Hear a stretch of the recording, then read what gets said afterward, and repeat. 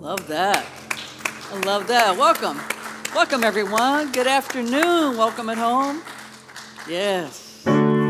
You feel like singing? Yes, you do. Yeah. Good afternoon. I am grateful, grateful for this day, for the love we share, the life we make, and I give thanks for all the many ways that the love of God appears. I am grateful, grateful for this day, for the love we share, the life we make, and I give thanks for all the many ways that the love of God appears. I am grateful, grateful for this day, for the love we share, the life we make, and I give thanks for all the many ways that the love of God appears. I am grateful, grateful for this day, for the love we share, the life we make, and I give thanks for all the many ways that the love of God appears. Yes, the love of God is here. Good afternoon, good afternoon. This is one I think most of you should know. You're going to know it by the end. Yeah. Sometimes I'm right, but I can be wrong. My own beliefs are in my song. A butcher, a baker, a drummer, and then makes no difference what group I'm in. I'm everyday people. Yeah, yeah. There is the blue one who can't accept the green one, for living with the fat one, trying to be the skinny one. Put your hands together, help us out. For different folks, and so on and so on, and Scooby-Dooby-Dooby. Ooh, sha-sha, we got to live together. I am no better, and neither are you. We are the same whatever we do. You hate me, you love me, you know me, and then you can't figure out what bag I'm in. Sing along if you know it.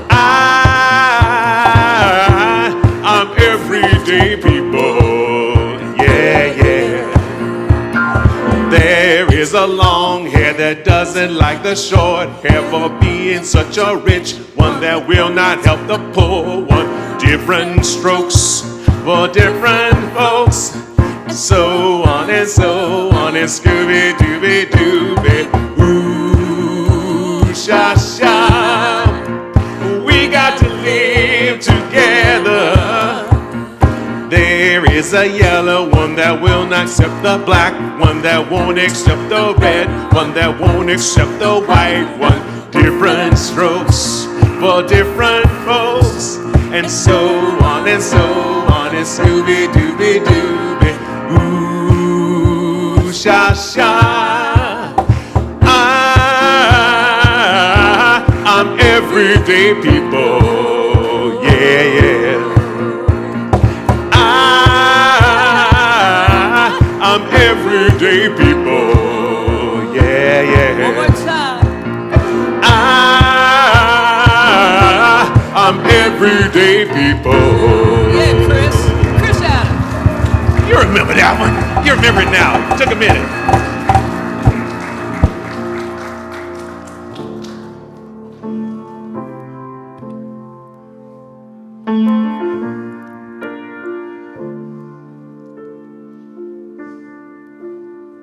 Gotta take a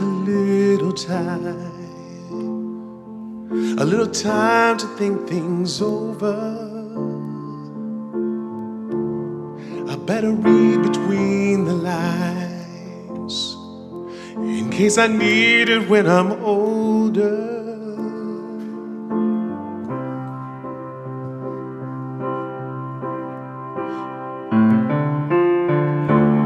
Now this mountain I must climb Feels like the world upon my shoulders. Through the clouds I feel love's shine. It keeps me warm as life grows colder. In my life, there's been heartache and pain. I don't know if I can face it again. I can't stop now. I've traveled so far to change this lonely life.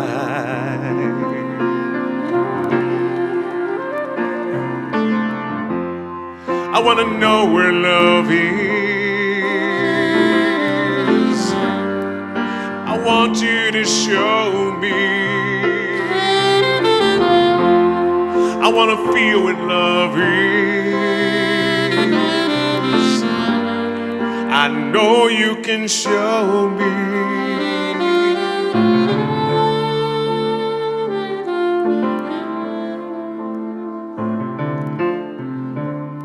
I gotta take a little time to look around me. I've got nowhere left to hide. It looks like love has finally found me. In my life, there's been heartache and pain. I don't know if I can face it again. I can't stop now. I've traveled so far to change this lonely life. I want to know what love is. I want you to show me. I want to feel what love is. I know you can show me. I want to know what love is. I want you to show me. I want to feel what love is. I know you can show me.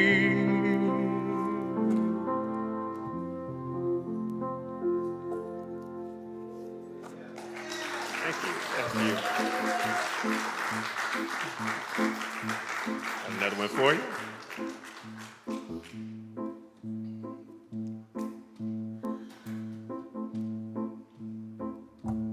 Gamble everything for love, gamble everything, put it in a place, you keep what you need. You can gamble everything for love if you're free, gotta gamble everything for love.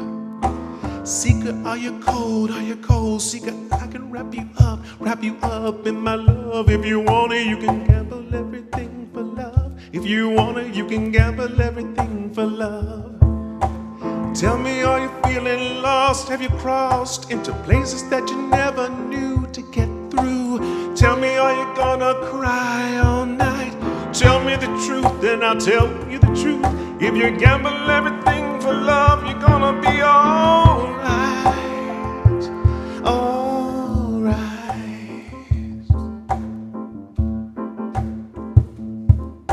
Make a list of things you need, leave it empty except for number one, right love. Gamble everything, keep it under lock and key. If you wanna, you can gamble everything for love. Love me with an open heart, tell me anything, we can find a place to start. Gamble everything, we can set this thing apart. Gonna gamble everything for love. Tell me, do you lose your way each day? Are there people you don't recognize? Do they lie? Tell me, do you think you feel too real? Tell me the truth, I'll tell you the truth. If you gamble everything for love, you're gonna be alright, alright.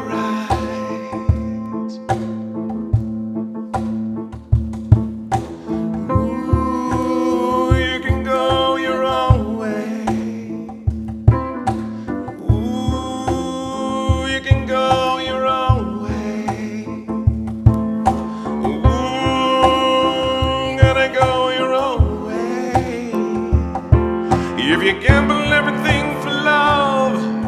you gamble everything for love, gamble everything for love, gamble everything, put it in a place. You keep what you need, you gotta gamble everything for love. If you're free, gotta gamble everything for love. Tell me, are you getting hurt? Is it worth it? Tell me, are the people strange? Do they change? Tell me, are you letting go? Do you know? If you tell me the truth, I'll tell you the truth. If you gamble everything for love, if you gamble everything for love, if you gamble everything for love, you're gonna be alright, alright.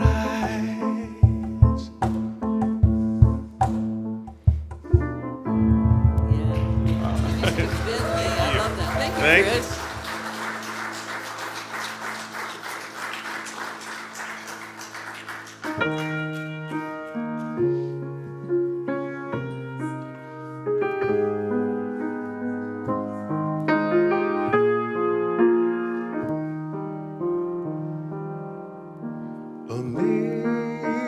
Amazing, amazing. You will do amazing things. Amazing,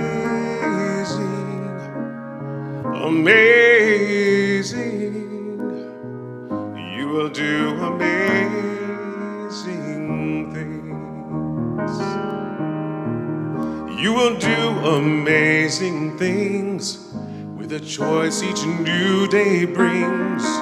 And with every step you take, bless the progress that you make. The reason you live is there in every gift you give.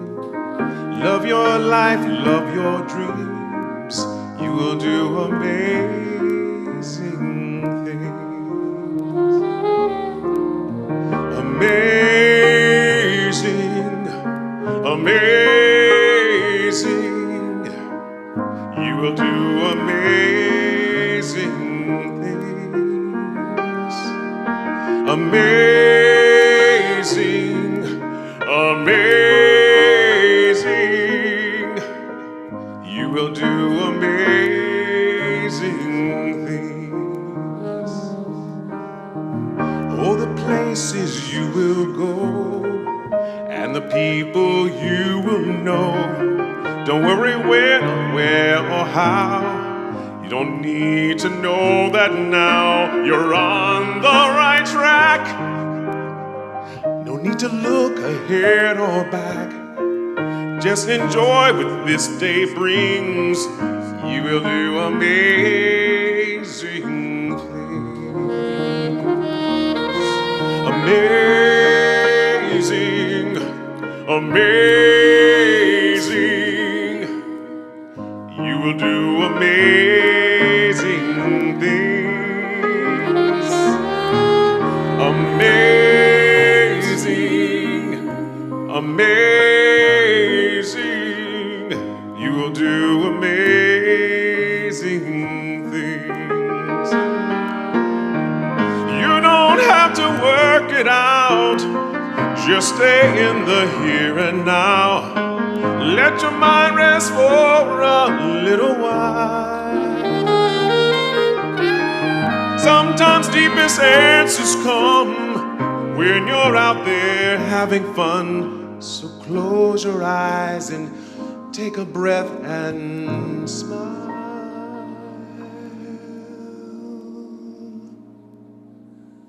Amazing, amazing. You will do amazing things. Amazing, amazing. You will do amazing things.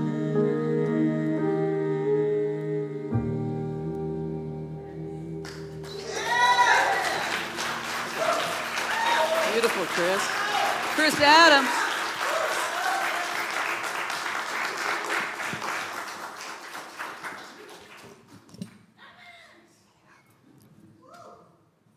You got your own fan base there, Nana.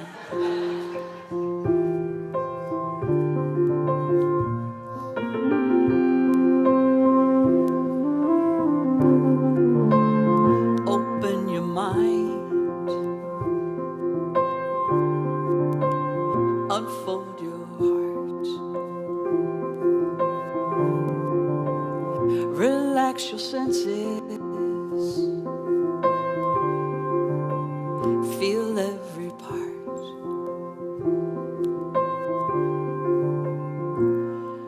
You ain't got a thing to fear. Looks like love's growing here. So take your guard and let it down. Go deeper still until you come unwound. Unbound. Breathe every breath. Release your cringe. Love without waiting, without waiting. Slowly unhinge. 'Cause you ain't got a thing to fear. Looks like love is growing here. So take your guard and let it down. Go deeper still until you come unwound.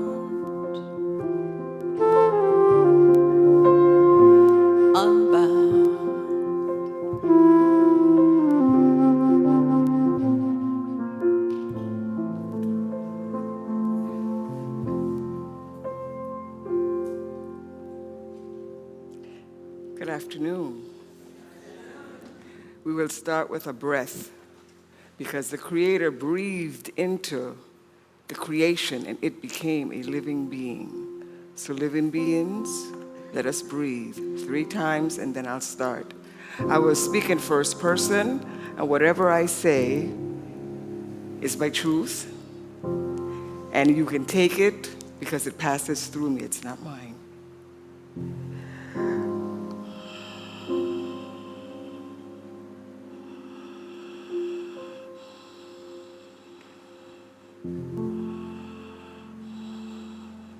There is one God, one Spirit, one mind. Self-evident, no beginning, no end. Perfect. And this is my life now. The life of God flowing through me, in me and as me. And it also flows through in and just through me and pours itself into this world. And I know that I am one with it. No matter where I am, no matter what is going on, I am one with Spirit. And knowing this, I have great freedom and I have great joy because I know all things work for those who love Spirit and are called according to His purpose. And I work from my purpose. I work from the understanding which is forever expanding, is part of my evolutionary growth. And no matter what is going on, I know that Spirit is present. It is equally present everywhere. And so I give thanks. I give thanks that I am free to choose. I am free to be. I am free to express my purpose, which no one else can express for me. It is my unique relationship. It is my unique gift, and the world requires it. I belong. I am enough. I have a place here, and I give thanks for that. Knowing that all is done, knowing that before I even speak the words which are powerful, that it has already begin to take form. And I allow it to be, and I leave myself open. I give thanks. I just give thanks for all, for my life, for life in general, for this center, for all who work, for all who come, for all who call in, for all who drive by. These unique expressions of the one all belong. and all are welcome. I know that this is my truth. I know that if it's true for me, it can be true for all people in their unique expressions of it. And so I release these words knowing that they go before me to do the work that is already done. And I am so grateful for that. And I say amen, ashe, and affirm with me, and so it is. You can't stop waiting for love to find you. Look inside your heart, love's already who you are.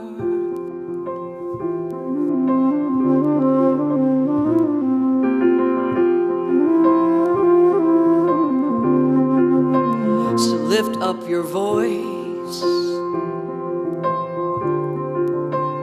let it be heard.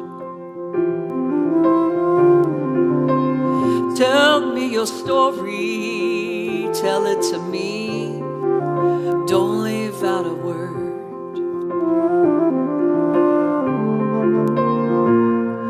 'Cause I think I have been there too. I'm a seeker just like you. You ain't got a thing to fear. Looks like love is growing here. So take your guard and let it down. Go deeper still until you come unwound, unbound.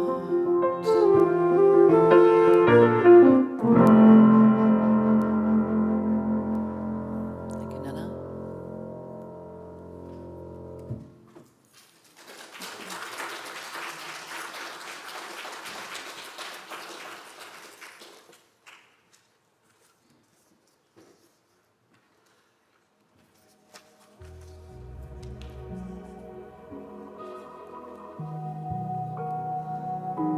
Lighting the flames of faith. A call to service. We perform this ceremony to promote the universal consciousness of life, which acknowledges that all peoples, all faiths, all sentient beings come from the one great universal presence which we call Spirit. Fundamental to this truth is the unifying nature of all religious thought and experience, which we honor here today.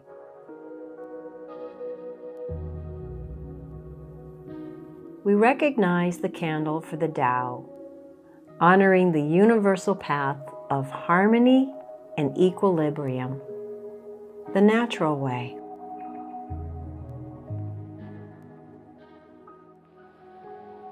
We recognize the candle for the shamanic traditions, honoring the beliefs and practices of all indigenous people, the way of the primal spirituality. We recognize the candle for Hinduism, honoring the path of knowledge, action, and devotion. We recognize the candle for Judaism, honoring the ethical path of living by sacred law.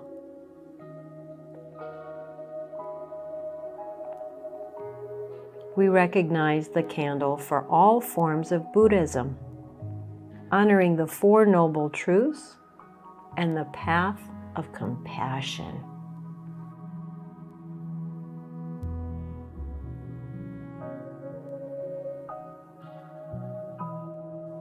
We recognize the candle for all forms of Christianity, honoring the Christ consciousness as the path of love.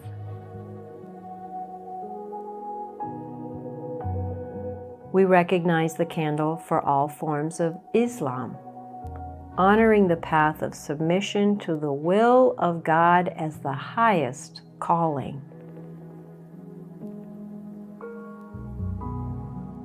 We recognize the candle for the universalistic religion of Baha'i, honoring the path of unity and peace. We recognize the candle for all forms of new thought, honoring the metaphysical path of mental healing through the practice of universal spiritual principles. As we recognize the healing candle, please put silently in the light the name of anyone you wish to experience the healing flame of God's eternal love.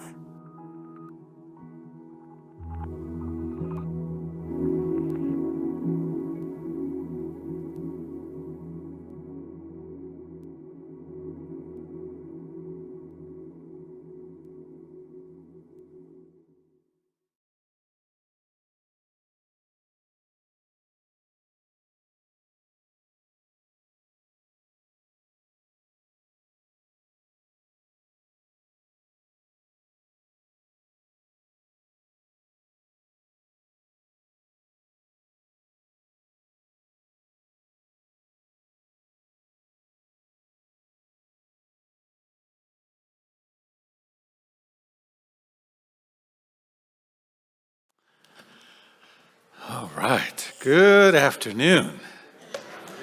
Take a breath and just feel into all of that is happening in this space. We give another hand for Penelope and our music ministry, Chris Adams today.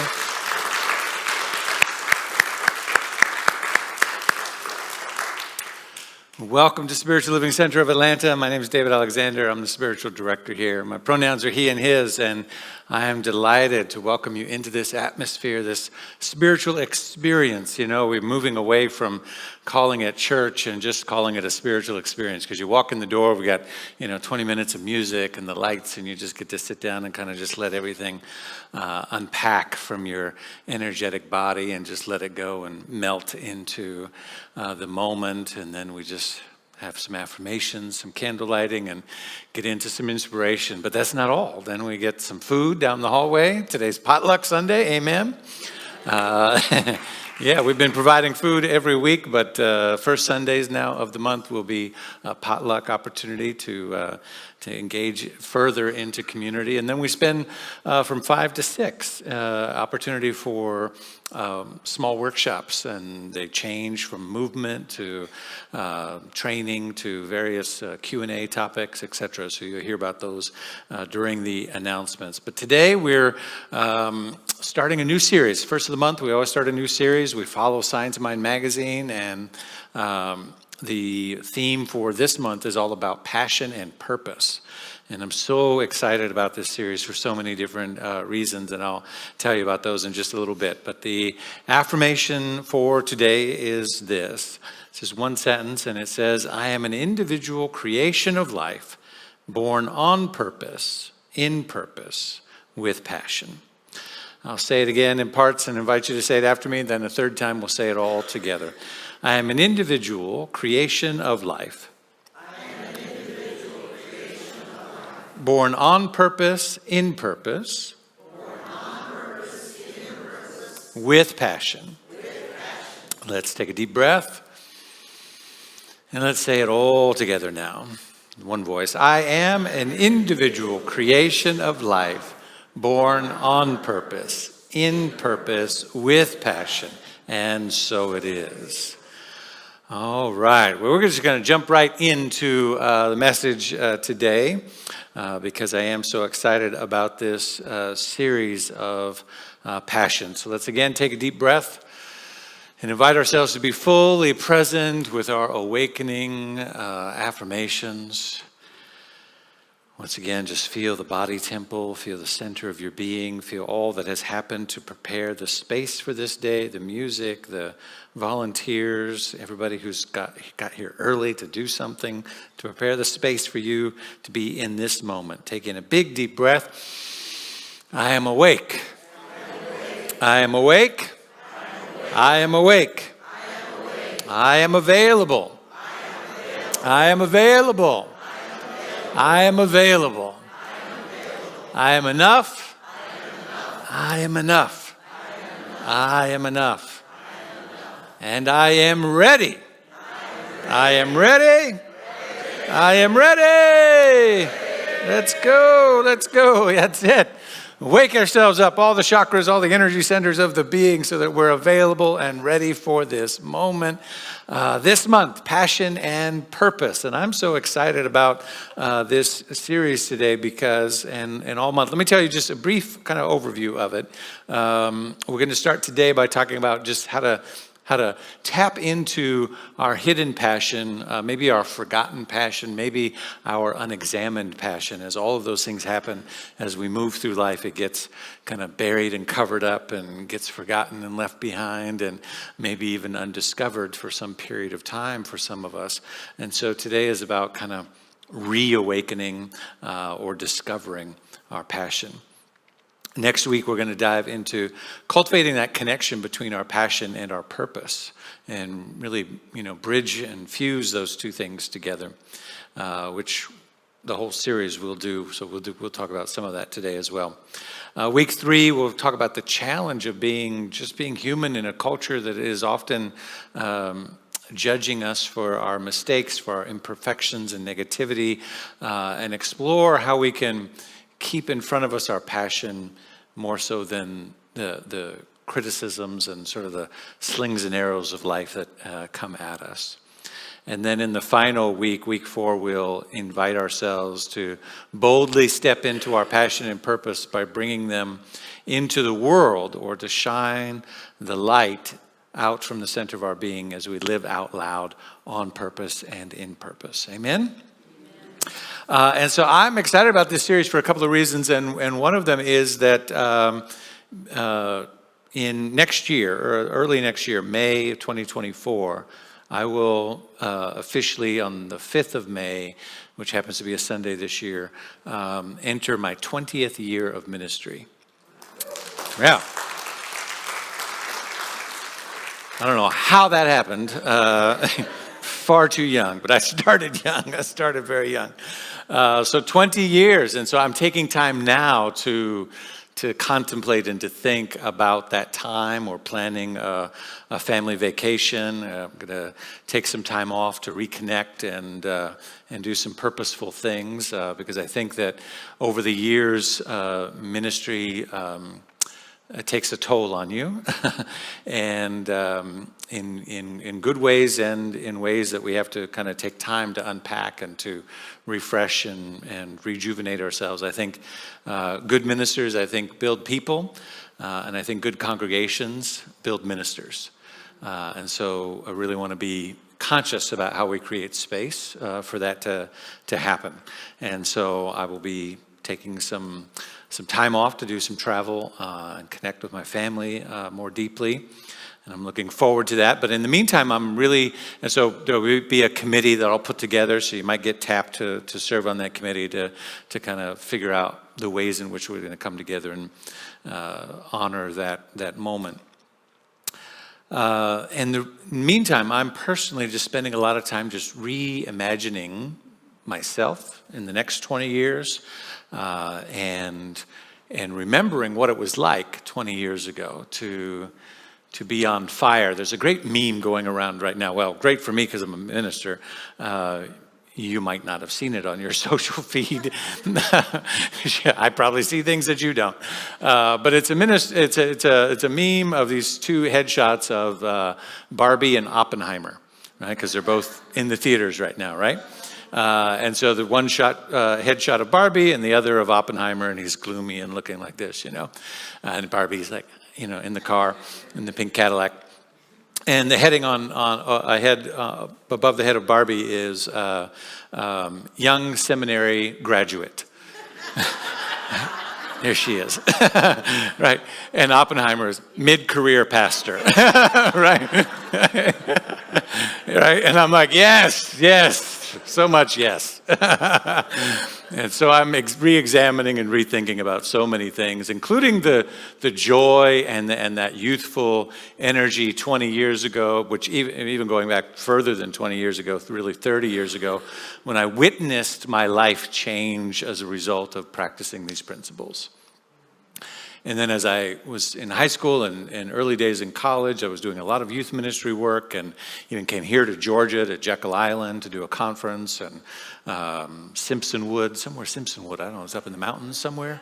Beautiful retreat center. And then on the way back, I was in seminary at the time. On the way back to driving to St. Louis, we stopped and did the Stone Mountain laser light show and saw the galloping horses, and I just went, okay, can we get back in the car now? I think God had the last laugh because now I'm here ministering. Who would have known? But remembering all of those things of what awakened in me the passion for doing this work. And for me, it was all about the joy of seeing people wake up and discover their true purpose and passion, as I had done. To come into touch with the power and the possibility of the principles, applying to our life and saying, oh, there is, in fact, a power greater than you are, and you can use it. And this is how it works, and this is how it, this is what you can do. And I did a lot in those days, work with young people, with teenagers and young adults. And I remember one particular time doing a conference in Missouri in the Ozarks, and we'd done intense work with the young people, and I taught them all kinds of reframing tools to talk to their parents and kind of just really create dramatic shift in their life. And then I was the speaker on Sunday for where all the parents and adults were, and I said, here are the things, like your teens are gonna, if they're practicing this stuff, they're gonna talk different. They're going to try to reframe some things with you. And when you hear these phrases or you see this behavior, don't shut it down, because they're making a real effort to make a shift. And so here's how you can receive them. So that I was kind of working on both ends of the equation, right? And it was a great experience and lots of tremendous kind of results and miracles that came, and tears, and it was just fantastic. And I remember at the end of that particular service on Sunday, as we were putting it all together, somebody in the audience stood up and they said, do you work with adults? And I never had at that point. I was doing all youth ministry work all across the country. And I remember immediately what came out of my mouth. I said, yes, but I charge more. and that really began the evolution for me of examining, how can I expand this work, and how can I do even more? And so here we are, almost 20 years later. So we'll celebrate officially in May, but I'm delighted to spend the time now to get in touch again with the passion of this work. And so all of that to say this, a spiritual principle for today, these will shift a little bit as we go through this series, but today the spiritual principle is love, because reigniting the passion for ourselves and for life is all about the principle of love. It's all about reacquainting ourselves with what that principle is and how it's operating always in the universe, whether we're aware of it or not. So the principle is love. The spiritual law is joy. There is a law of joy in the universe, in case you didn't know. And we'll talk a little bit today about how that law works. And the spiritual practice is simply awareness. It's turning our attention on, refocus, and becoming more deeply aware. And so this is how we're going to navigate today. And so that spiritual law of joy, as I said before, when I got into this work, I wanted to share the joy. I wanted to share the love. I wanted to share the insight and wisdom and the power of transformation that would happen when we got in touch with this idea. It was really that simple. It's grown and evolved into so much more over those years. But sometimes life gets in the way. And we get wrapped up. If you've ever started something with a passion, today I want you to think about the things that bring you just unencumbered joy.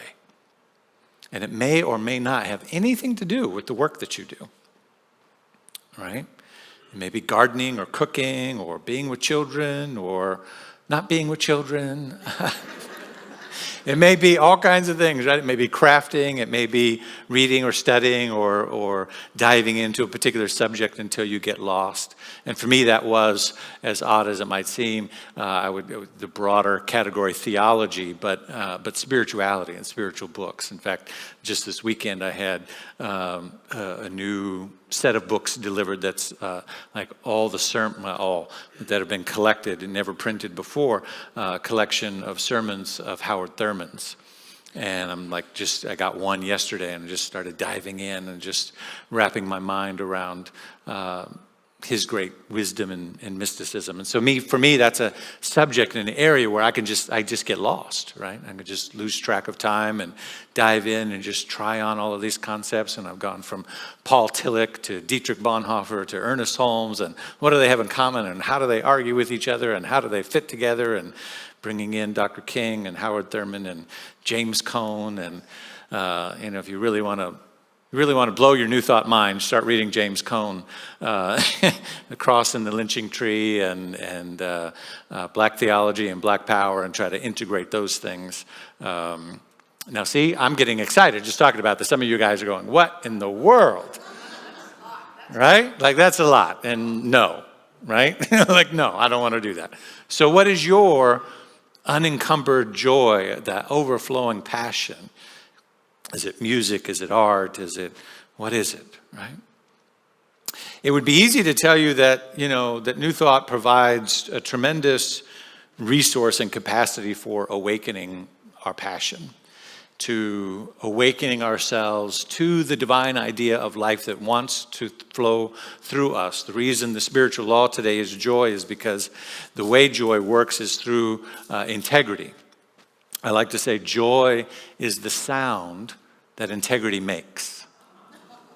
Joy is the sound that integrity makes. When everything's lined up, when you are in alignment with your purpose and your passion, when you're in alignment with what you're here to do, your gifts and your talents, and expressing them, and life, and that all of that juice is flowing through you, then joy is the resonant field that comes off of that. Sometimes we're chasing joy. We want to feel joyful or be joyful, and we're chasing it as if it's something that we can get. You can't acquire joy. You can only radiate it.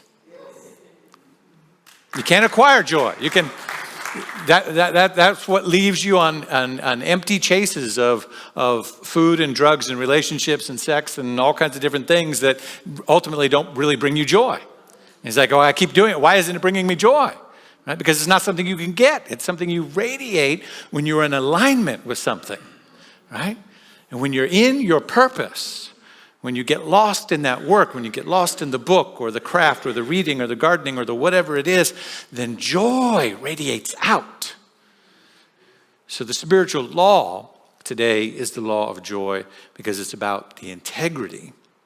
And so what I love about our theology, our spiritual practice, our philosophy, whatever you want to call it, and I believe it's all those things at different layers and levels of understanding, is that we provide a tremendous amount of resource for getting in touch with that.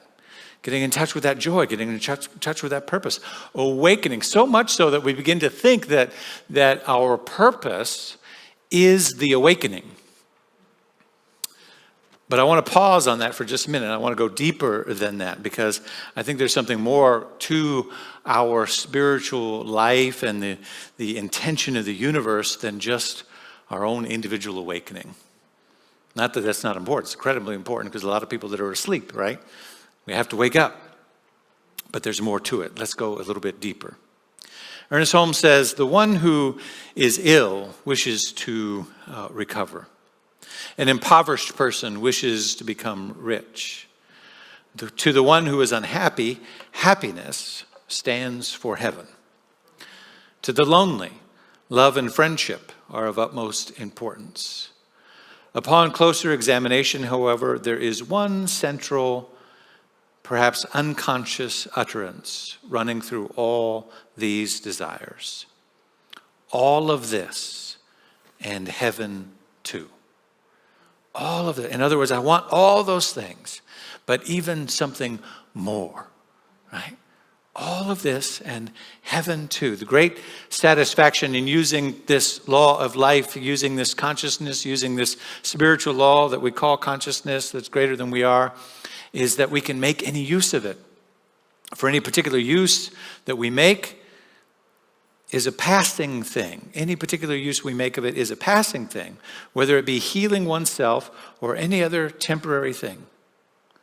These are transitory moments in time, but there's always something bigger. Ernest Holmes speaks about this a lot. He talks about the greater splendor. He talks about poetically goes into a particular passage in a book called This Thing Called Life. He says, at the banquet hall of heaven, in the tabernacle of the Almighty, at the feast, where all of your needs are met, there is something beyond anything that you and I have ever touched. And there's something in us calling us to that space, right? Which means beyond our desires, beyond the fulfillment of all of our passions, etc., etc. He says, empires may rise and fall, chance and change, the vicissitudes of fortune, the comings and goings of human events, the isolated dramas of our own experiences, the temporary or more or less permanent friendships of our lives. Inevitably, all must give way to something bigger. There's a universal wholeness, he says, expressing through everything. What Ernest Holmes and what I'm saying here is that there is something bigger beckoning us. And so we begin to ask ourselves, well, how do we get in touch with that? How do we cultivate that? How do we stir that up when we've gotten lost in the busyness of life, when we've gotten lost in the house needs this and the car needs that and the kids need to get here and we need to go there. We got to make sure the mortgage is covered and the insurance and the this and the that and that, right? And suddenly our passion gets dwindled and gets covered up. It's like the story of the golden Buddha that gets, covered up in the mud and all of this stuff, and we forget that inside there's something wonderful, right? Right now I've got one just started the first grade and the other one's starting college. Right? That's just what that does to my brain is just, and I got to keep, some flame, some passion, some spark of life and energy for myself in the midst of that, right? So here's how we do it, I think. We begin by just reminding ourselves, and we're going to do a little spiritual practice here today, to understand that you're surrounded by a creative intelligence. And that creative intelligence doesn't play favorites. It's always working. And here's the thing, you already know how to use it because you're using it right now. So one, there's a creative intelligence in the universe greater than you are, and you can use it. You are using it. You're using it right now. But we must start using it constructively towards some greater good, towards some purpose. And so we begin to ask ourselves, well, what am I passionate about? What is that spark? What is that joy? What did I do as a child that I just got lost in? Or as a young person, doesn't have to be a small child, but teenager, young adult, what are those things that I just allowed myself to lose track of time in doing? And then begin to ask yourself, what does the world need? And as you think about that first one, what can I get lost in? What are the passion? What do I lose myself in, etc.? Write those down, journal, do something to capture the ideas of that. And then shift your attention and say, and now as I look out and see what's happening in the world, what does the world need? Howard Thurman is probably most well known for a quote that actually was never part of a sermon, was never part of any of his writings. It was actually a Q&A session with a student that was graduating. But we all probably know the quote, and it's, don't ask yourself what the world needs. Ask yourself what makes you come alive, and do that. Because what the world needs is people that have come alive, right? Come alive to their passion, come alive to their purpose. He never said that as like the end point to some sermon or something he was writing. It's not in any of his stuff. He said it to one student as everybody else was walking out of class. That student wrote about it in their book. The student's name is Gil Bayliss. He wrote a book on violence and culture. And he writes about, not in that book, but in other places, about that moment of being Howard Thurman's student. And the world around, the world knows that quote so deeply and associates it with Howard Thurman. Howard Thurman was not one who would say that the purpose of our life was to just wake up to our individual splendor and just go do that and frolic in the field and just, he was a mystic, but he was a social activist. He inspired Dr. King. It was a very practical way that he used his understanding of spiritual mysticism and the awakening of our divine potential and putting it to use for a constructive good that benefited all of humanity. He was not a just wake up to your inner light and go shine like that. No, that's not. If you read that quote and you think that's what Howard Thurman was pointing to, not at all, right? His stuff is deep, and he's saying, no, you got to wake up to what the world needs, to what's happening, and understand that you have a part to play in that fulfillment. Because what the world is going through and its ache and its desire to transform, its desire to wake up, its desire to heal itself, that inner wholeness that is pressing, is also pressing through you. And it's also pressing through the pain of the world. It's pressing through the headlines. It's pressing through the tension. It's pressing through the environment. It's pressing through everything that's occurring around us. And it's pressing through you. And so the key is to begin to find out, where do those things begin to intersect. Ernest Holmes says that life will be to us what you are to it. Will be to you what you are to it. Somehow you must link your will, your thought, your intellect, your imagination, and your feelings with the divine presence which is already there. And that divine presence that is already there is the presence that is begging for awakening. It's begging for humanity to say, remember who you are. Shine who you are. Be who you are. And then all of this pain, all of this ugliness, all of this discrimination, all of this distraction, all of this foolishness, all of it will go away. Because you'll be focused on the right thing. And so for you and I, and really all the instructions are right there in that quote. Link your will, which is just your desire. Will is Ernest Holmes never talked about will as in force, but rather desire, the desire that you have to push forward. Your will, your thoughts, your intellect, and your imagination, your creativity, your capacity to imagine a better future for yourself and for others, and your feelings with the divine presence. Integration, he's talking about. Alignment, he's talking about. Integrity, he's talking about. Line all of those things up. And so let's do this. Take a breath and just turn within for a moment as we begin this amazing series on passion and purpose. Let us begin by just visualizing and sensing and feeling that all of your needs are met.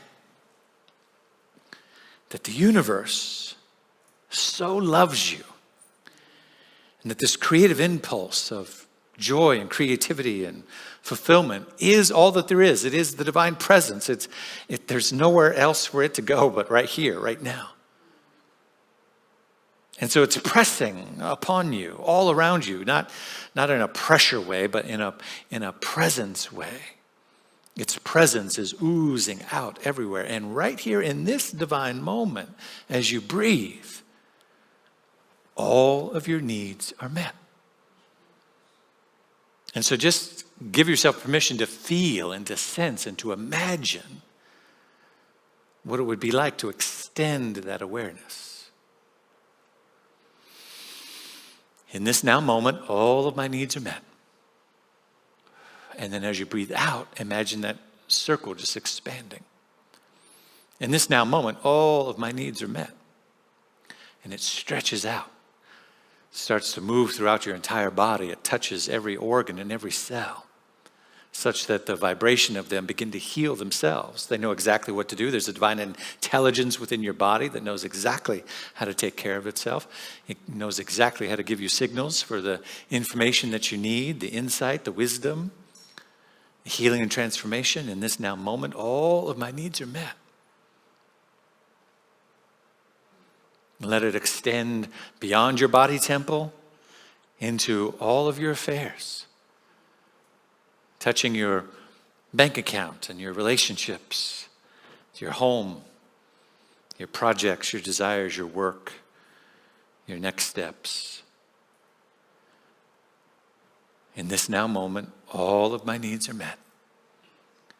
Extending and touching your family, loved ones, partners, co-workers, neighbors. In this now moment, all of my needs are met. Extending to those that come into our conscious awareness, whether we know them personally or not. All those in the world who suffer or struggle in some way. In this now moment, all of my needs are met.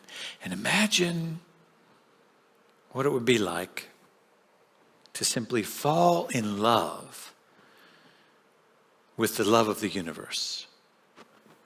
Right? Just fall in love with the love of the universe, that all of this energy is here, and just fall in love with it. Allow yourself to just head over heels. Just feel it so deeply that you're just gleeful about it. You're just giddy with the energy and the love of the universe, because its presence is pressed down and overflowing in, through, and as you, because it is all that there is.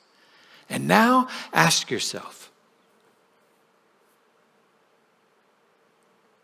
from this place, what would I do in the world?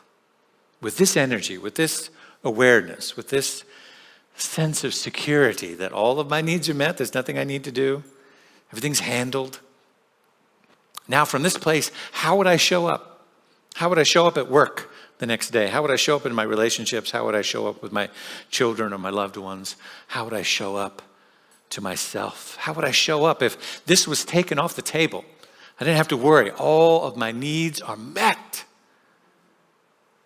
Now what? And what you begin to feel and sense is that there's still a world that needs. There's still people that are hungry. There's still people that are fighting with each other. There's still tension. There's still people that need to be educated and grown and shown a new way. There's still things going on. There's still people living in poverty. There's still disease and famine. There's still tension in our politics. There's still neighbors that are fighting with each other.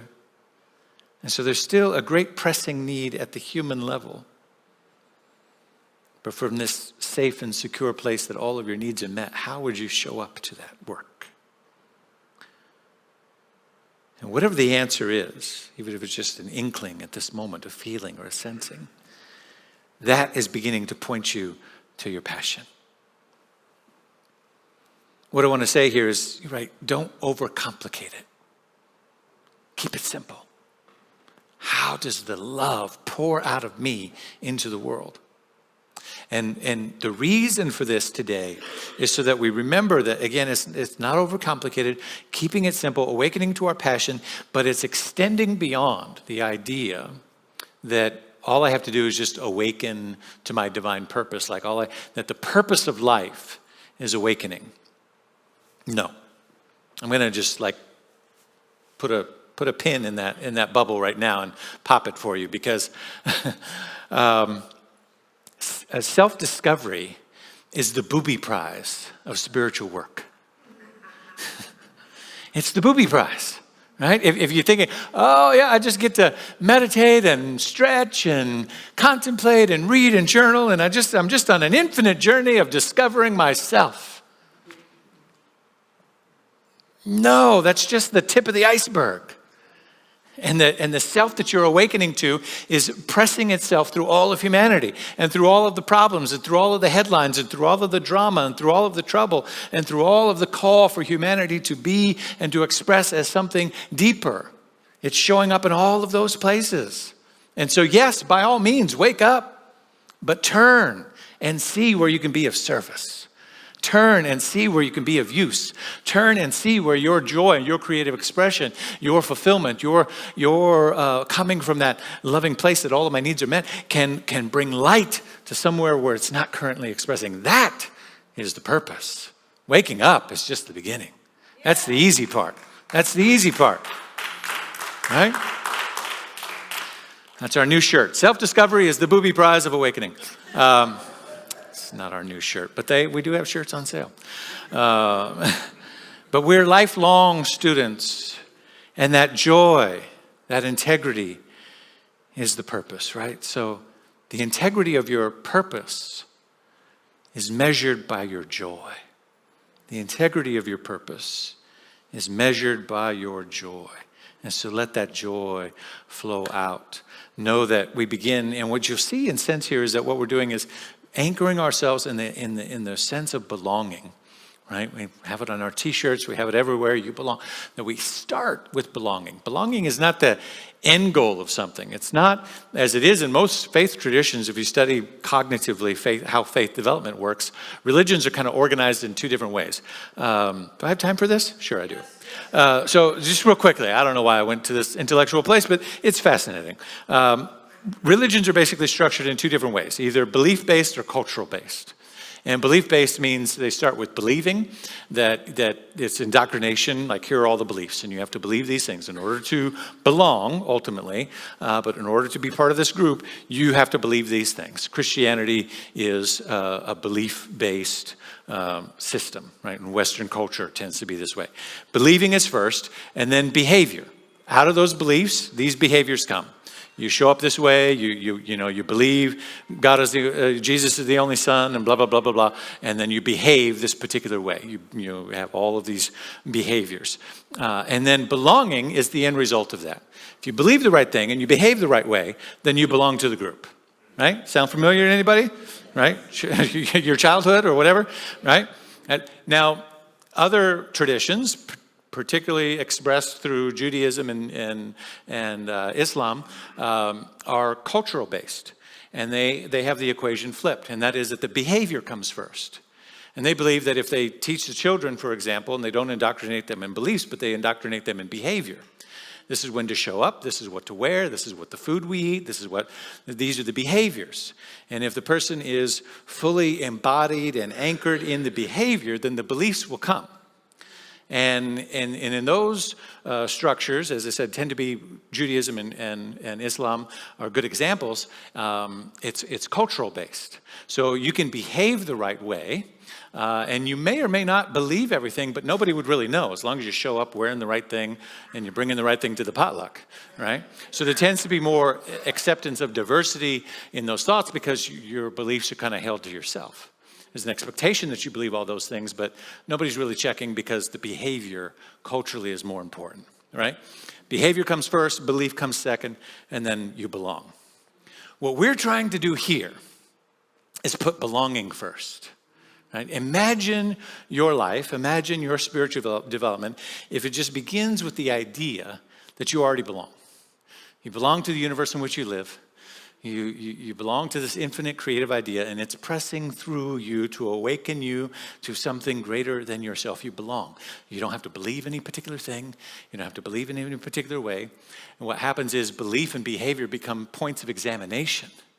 If I believe, if I come from the place of belonging that all of my needs are met, then why do I think what I think? So belief becomes an examination. Then you get to learn how consciousness works. Oh, I see. I believe that thing about myself. And the way the law works is I tend to bring about what I think about. Oh, do I really want to continue to behave that way? You see? But why would I continue to behave that way or believe that thing that's working against me, not bringing me to my greater good or my passion, if the truth is that I already belong, that God is all there is? So we flip the, okay, so that's a whole class on faith development that we did in 5 minutes. That's interesting. Let's take a breath. What we want to do here is build the temple of awareness for this month of activating our passion and purpose. I hope you can sense it from me, be sense it from the music, and we're going to build on these themes and these ideas. I'm taken by the great visualization of the great cathedrals throughout Europe and Spain and the older parts of the world where it took hundreds of years to construct. And if you can imagine yourself standing in one, maybe in some of the great abbeys that now are crumbling, but imagine them in their fulfillment, in their full, complete construction. Some of them took several hundred years to complete, and the idea that those that were building the floor never saw the windows go in. And those that put the walls up never saw the pews get finished or the altar. Generation after generation after generation of contribution and showing up to something greater than ourselves. And the result of that is this beautiful, beautiful, eternal thing. We are building the temple of love and inclusion, the temple, as Ernest Holmes called it, temple not made with hands. The ground floor established in our 40 plus years here in Atlanta of Science of Mind teaching, but 150 years of new thought. Those doors that eternally remain open for all. Stained glass windows in which the one light in us reflects the diversity of God in all. The altar of wholeness to which we return again and again and again. When we forget, we come back and remember that we belong, that we've always belonged, and nothing can ever take that away from us.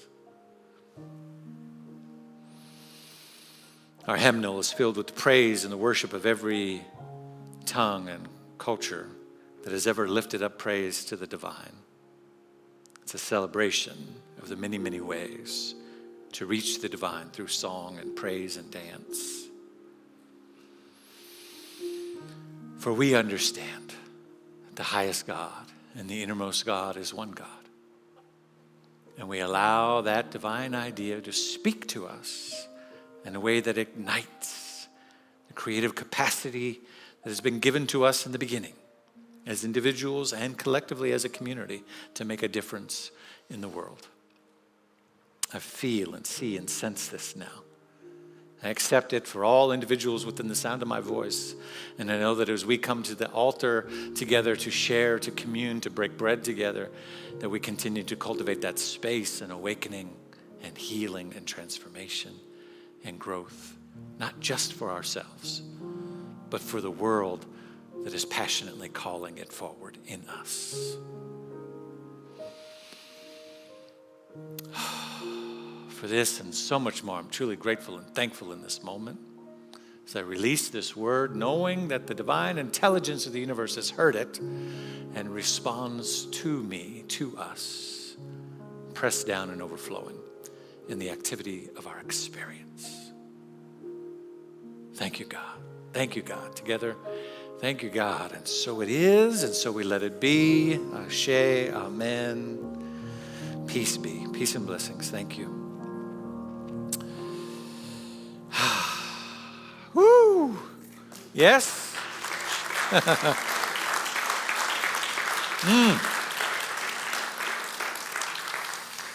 They don't let me leave without making sure we're funding this place. We're supporting what we're doing here. And I'm grateful to stand right here and do it. Because we do stand on that 40 plus year history of individuals who have leaned in and created this thing called the Spiritual Living Center of Atlanta. And that leaning in must occur again and again and again. And so for those of you who have set it up to automatically happen in your bank account or withdrawal, however you've set it up, thank you so much. You can be one of those individuals. If you're not one, you can simply text to the number 404-800-9467. You can text the number of your gift, say it's $100 or $50 or whatever it might be, and you can say monthly. Or weekly or quarterly or whatever it is, and the text to give system will know what to do with that once you put in your credit card or debit card information. You can go to the website slca.com/donations. You can scan the QR code, or if you've got cash or check, we have receptacles to receive those on your way out today. I am grateful for all of the ways that your support has created this space, created this place, and is right now laying the foundation for individuals who come in for the very first time next month, next week, next year, and get to experience what you already know and treasure. but their first-time experience is made possible on the gift that you give and the support that you lend to this community. So with that, let's hold our gifts in our hearts and in our hands as we bless them with our affirmation. I live in a universe of abundance. As I freely and joyfully give, I join in the divine flow, and all that I circle in life returns to me multiplied abundantly. And so it is. And so it is. Thank you all so much.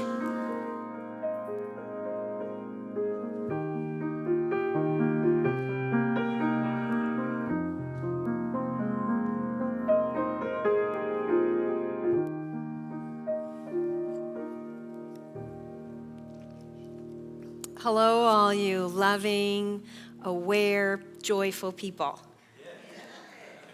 Do you feel different from the moment you walked in? Right? We're making a difference, and together we make a big difference. So we have opportunities here for you to continue to participate in what is being offered here. Your involvement, education, all kinds of things. So just listen to see what resonates with you. I'm Reverend David. We are one. We are one.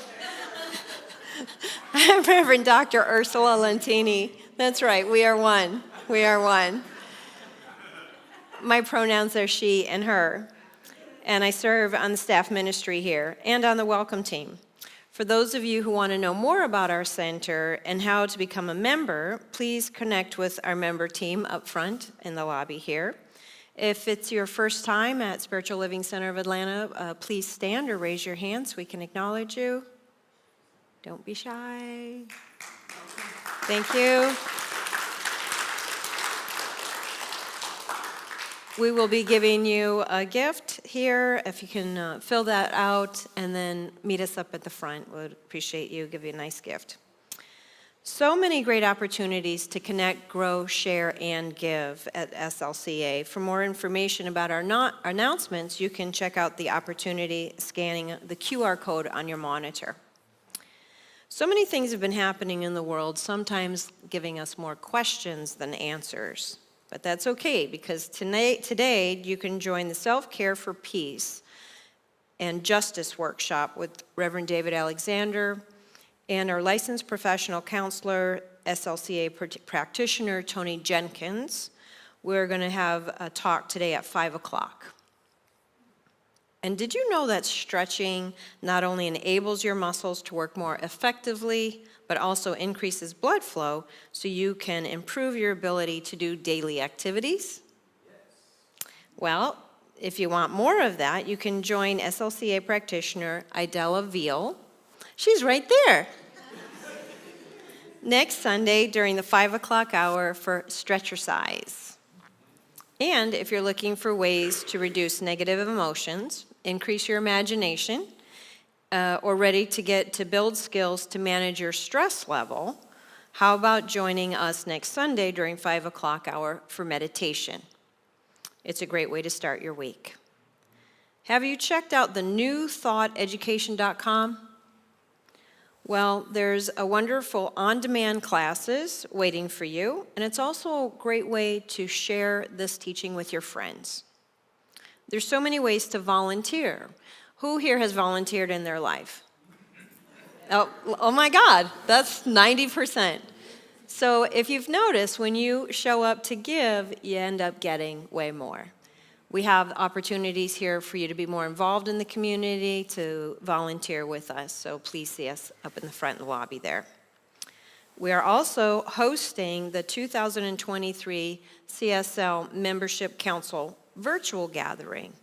So September 29th, which is a Friday, will be airing from here, and you can come and be here in person. You can also get the early bird discount. Just scan this QR code on the screen you can attend the entire conference or show up here on Friday. Will our practitioners that are available for prayer today please stand up? And those of you in the online chat, thank you. We welcome each of you in need for prayer, because we come here and we have things that we're struggling with, but yet, can we move the needle up a notch?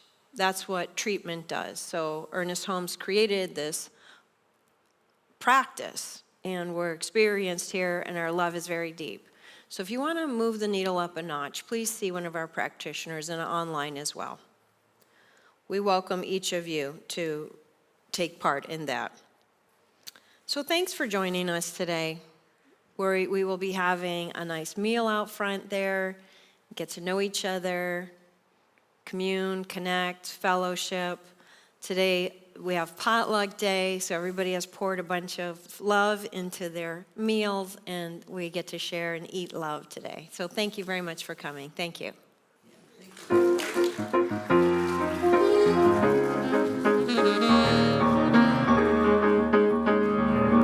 Let's sing together, shall we? We envision a world that works for everyone and for all of creation. We see all people, all beings as expressions of God. We see a world that works for everyone. We envision a world that works for everyone and for all of creation. We see all people, all beings as expressions of God. We see a world that works for everyone. We see a world that works for everyone. One more time. We see a world that works for everyone. Yes, yes. Have a great weekend, everybody. We love you.